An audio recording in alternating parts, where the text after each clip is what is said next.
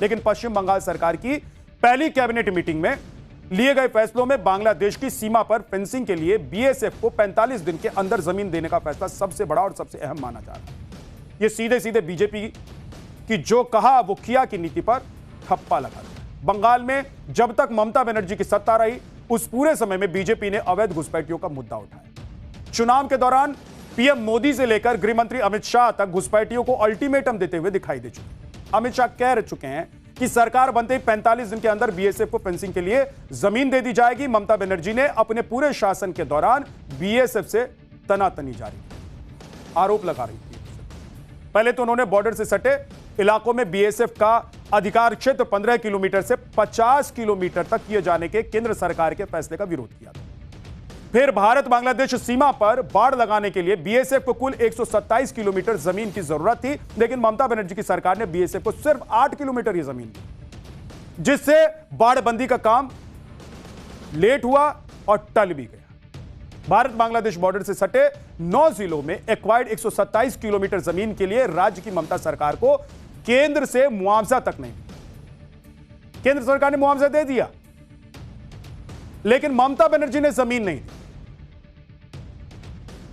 Kolkata high court ने निर्देश दिया है कि जमीन बीएसएफ को सौंपी जाए, लेकिन इसके बाद भी ममता सरकार ने यह जमीन बीएसएफ को नहीं दी। अब सोचिए, मतलब सरकार और बीएसएफ को छोड़ दीजिए, कोर्ट के आदेश तक का पालन नहीं किया गया। इस पर ममता सरकार को कोर्ट से फटकार मिली, यहां तक कि 25,000 रुपए जुर्माना तक ममता सरकार को भरना पड़ेगा। लेकिन ममता बनर्जी टस से मस नहीं हुई। आरोप है कि ममता बनर्जी ने अपने वोट बैंक बनाने और बढ़ाने के लिए बॉर्डर और उसकी फेंसिंग के मुद्दे को कभी सीरियसली लिया ही नहीं। ममता बनर्जी ओवर कॉन्फिडेंट थी कि वो बंगाल में वापस लौटने वाली हैं, इसलिए उन्होंने कोर्ट की फटकार के बाद भी मामले को ठंडे बस्ते में डाल दिया। सत्ता बदलने के बाद नीति और नीयत कैसे बदल गई है, पहले वो सुनिए, फिर आगे बताऊंगा कि आखिरकार ये मुद्दा इतना इंपॉर्टेंट क्यों है। तो हमने तय किया है कि भाजपा सरकार बनते ही 45 दिन में 600 एकड़ भूमि जो बाढ़ पूरी करने के लिए चाहिए वो हम भारत सरकार को देकर सीमा पर बाढ़ लगाने का काम पूरा कर देंगे। ये आने वाला 45 डेज के अंदर पूरा के पूरा जमीन एमएचए को ट्रांसफर करेगा, बीएसएफ फेंसिंग पूरा कर देगा और इलीगल इन्फिल्ट्रेटर्स का जो हमारी प्रॉब्लम चल रहा है ये भी कुछ दिन के अंदर रिजॉल्व हो जाएगा। ये डिसीजन कैबिनेट ने लिया है। आपने सुना ना, 45 दिन मतलब 45 दिन जो डेडलाइन चुनाव के पहले रखी गई थी उसी पर आज अमल हुआ है। लेकिन बड़ा सवाल है कि आखिरकार ममता बनर्जी इस मुद्दे को अटकाकर क्यों रखना चाहती थी और इतने सालों में ये फेंसिंग क्यों नहीं हो। भारत और बांग्लादेश आपस में तकरीबन 4097 किलोमीटर लंबी अंतर्राष्ट्रीय सीमा शेयर करते हैं, जिसमें से पश्चिम बंगाल बांग्लादेश के साथ सबसे लंबी यानी कि तकरीबन 2217 किलोमीटर लंबी सीमा साझा करता है। 2217 किलोमीटर लंबी सीमा जो कि खास तौर पर नदी और मैदानी इलाके में फैली हुई है, इसमें से 1647 किलोमीटर से ज्यादा हिस्से पर फेंसिंग हो चुकी है। लेकिन 570 किलोमीटर का इलाका ऐसा है जिस पर पाबंदी और बाड़बंदी अभी तक नहीं हो पाई। 570 किलोमीटर में 112 किलोमीटर का वो इलाका है जहां पर फेंसिंग संभव नहीं है। क्यों संभव नहीं है वो भी आपको बता दें। दरअसल ये 112 किलोमीटर का पूरा इलाका नदियों, नालों, दलदल और पानी के नीचे डूबा हुआ डेल्टा है। इस तरह की जगह पर खंबे गाड़कर फेंसिंग करना संभव नहीं है, तो इसलिए इस 112 किलोमीटर में फेंसिंग नहीं हो सकती है। अब बचा 456 किलोमीटर का इलाका जहां फेंसिंग होनी है। यही इलाका है जहां पर बाढ़ न होने की वजह से घुसपैठिए बिना रोक टोक भारत की सीमा में दाखिल हुए और इतने सालों से यही खुला बॉर्डर आतंकियों और तस्करों के लिए रेड कारपेट का काम करता रहा। लेकिन इलाका पूरी तरह से खुला पड़ा है। सिर्फ कहने पर मत जाइए, हम ग्राउंड रिपोर्ट लेकर आए आपको और देखिए एक बार। देखिए, आपको तस्वीर हम दिखाते हैं जो बांग्लादेश बॉर्डर पर किस तरह से यहां तक फेंसिंग का जो काम है वो आप देखिए किया हुआ है। जो नया फेंसिंग है वो यहाँ पर बना हुआ है और उसके बाद जो काम है वो पूरा नहीं हुआ है। उसके बाद काम जो है वो अभी चल रहा है इस पूरे इलाके में, और इसी को लेकर ये पूरा मामला है कि जमीन का जो अधिग्रहण है वो लटका हुआ था और इस वजह से फेंसिंग का काम जो है वो पूरी तरह से नहीं हो पा रहा था। ये देखिए अब खुला है पूरा बॉर्डर, अगर जाना होगा कोई आराम से आसानी से इस रास्ते से अंदर जा सकता है, आ सकता है। तो ऐसे में ये काफी खतरा है, सुरक्षा से जुड़ा हुआ ये पूरा मामला है। और कहीं ना कहीं जो घुसपैठ की समस्या है, जो जिस तरह से लगातार जो घुसपैठिए हैं बांग्लादेश से भारत में घुस रहे हैं, तो वो इसी तरह के रास्तों का इस्तेमाल करते हैं, जंगलों से, झाड़ियों से, नदियों से होते हुए वो जो भारत की सीमा है उसमें प्रवेश कर जाते हैं। और ये भारत के लिए एक बहुत ही बड़ी मुश्किल बनकर ये सामने है। पाठशाला में अब पब्लिक की भारी डिमांड पर बैरियरलेस नए टोल सिस्टम का चैप्टर।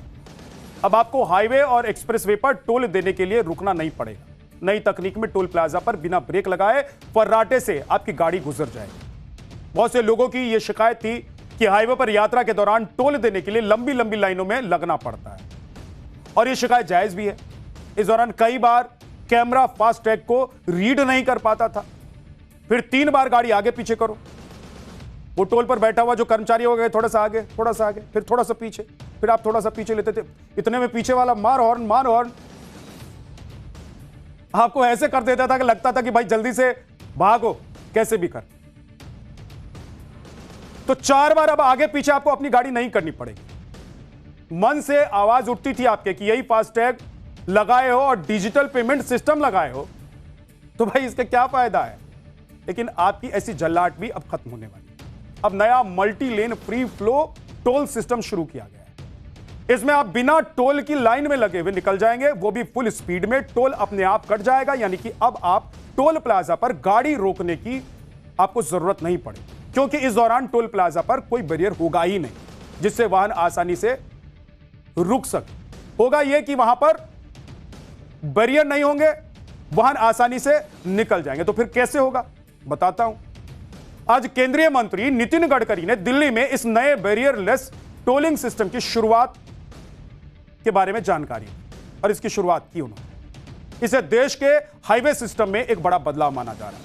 यह तकनीक यात्रा का समय और देश का पैसा दोनों की बचत करेगी। आगे बढ़ने से पहले आपको इस नई तकनीक के बारे में डिटेल में बताता हूं कि यह काम कैसे करती है। इस नई तकनीक का नाम MLFF यानी कि multi lane free flow system. यह एक बैरियरलेस टोल प्लाजा तकनीक है जो पूरी तरह मॉडर्न तकनीक पर बेस्ड है। इसमें ऑटोमेटिक नंबर प्लेट और रिकॉग्निशन ANPR कैमरा लगाए गए हैं जो चलती गाड़ी की नंबर प्लेट को स्कैन कर सकता है, जिससे अपने आप आपके अकाउंट से टोल कट जाएगा। सरकार का दावा है कि यह तकनीक 80 किलोमीटर प्रति घंटे की रफ्तार से चल रही गाड़ियों को भी आसानी से पहचान सकती। इसके साथ ही फास्टैग और AI आधारित सिस्टम मिलकर काम करेंगे ताकि टोल वसूली पूरी तरह से ऑटोमेटिक हो सके। यानी अब इस नई तकनीक के आने के बाद टोल प्लाजा पर बैरियर और कर्मचारियों की आवश्यकता नहीं होगी। आज national highways authority of India ने सूरत के बाद दिल्ली के मुंडका बक्कड़वाला टोल प्लाजा पर multi lane free flow system शुरू कर दिया। इस वक्त हम मौजूद हैं, आपको दिखा देते हैं कि Mundka Bakkarwala multi lane free flow fee plaza पे सड़क के ऊपर कई सारे जो कैमरे हैं वो वाहन को पहचानेंगे, फास्टैग या नंबर प्लेट की जानकारी रिकॉर्ड होगी, सिस्टम डाटा को तुरंत आप देखिए ले लिया जाएगा। इसके साथ ही टोल जो राशि होती है वो अपने आप ही कट जाएगा, वाहन को यानी गाड़ियों को कहीं भी रुकने की जरूरत नहीं पड़ेगी। आप देख सकते हैं कि जो सबसे पहले दिल्ली में इसकी शुरुआत हो रही है वो मुंडका बकरवाला से हो रही है, यानी कि जो नया सिस्टम है multi lane free flow toll system वो आज से लागू किया जा रहा है। यहाँ एक दौर था जब टोल प्लाजा पर कैश देकर टोल कटवाया जाता था और इसमें बहुत टाइम लग जाता था। इसके बाद फास्टैग सिस्टम आया, इसमें टोल प्लाजा पर लगे कैमरे फास्टैग को स्कैन करके टोल काटते हैं, लेकिन इसमें भी समय और तेल दोनों की बर्बादी हो रही है। अब multi lane free flow system के आने के बाद किस तरह बदलाव आने वाले हैं वो भी आपको दिखाते हैं। देखिए, बैरियर लेस टोल प्लाजा तकनीक से हर साल 1500 करोड़ रुपए के ईंधन की बचत होगी। अब गाड़ी खड़ी रहती थी, लाइन लंबी लंबी लगी रहती थी और आगे अगर ट्रकों की लाइन लग गई तो 1-1 घंटा लग जाता था कई जगह। और तब तक आप परेशान होते रहिए। लेकिन क्या करें, गर्मी अगर होती थी तो एसी चलाकर ठंडक लेते थे, और ठंड में होते थे तो हीटर चलाकर गर्मी महसूस करते थे और आपका तेल जलता रहता था। लेकिन अब ऐसा नहीं हो। इसके अलावा 81,000 टन कार्बन उत्सर्जन भी हो जाता था इस दौरान। और इसके पीछे सबसे बड़ी वजह यह रही कि फास्टैग से टोल कलेक्शन पूरी तरीके से फ्री फ्लो नहीं है। अभी फास्टैग औसत टोल कलेक्शन समय 47 सेकंड का है, जो पीक आवर पर बहुत बढ़ जाता है। फास्टैग से पहले यह समय 12 मिनट का हुआ करता था, लेकिन अब multi lane free flow system से यह समय 0 हो जाएगा। इसके अलावा टोल वसूलने की लागत करीब 10% कम हो जाएगी। अभी फास्टैग से 70 से 80 हजार करोड़ टोल कलेक्शन होता है, और इस हिसाब से 7 से 8 हजार रुपए की सीधे सीधे बचत हो जाएगी। आपको पता है कि बहुत बार लोग ये तकरार करते थे कि टोल नाके पर 1-1 घंटे तक हमको रुकना पड़ता है। ये केवल रुकना भी समस्या नहीं थी, पर गियर बदल कर वहां जो डीजल पेट्रोल का खर्चा होता था, उसके कारण फ्यूल के लिए भी बहुत अड़चन आती थी, खर्चा होता था, पोल्यूशन होता था। इन सब से मुक्ति मिली है और एक प्रकार से जनता को भी राहत मिली है।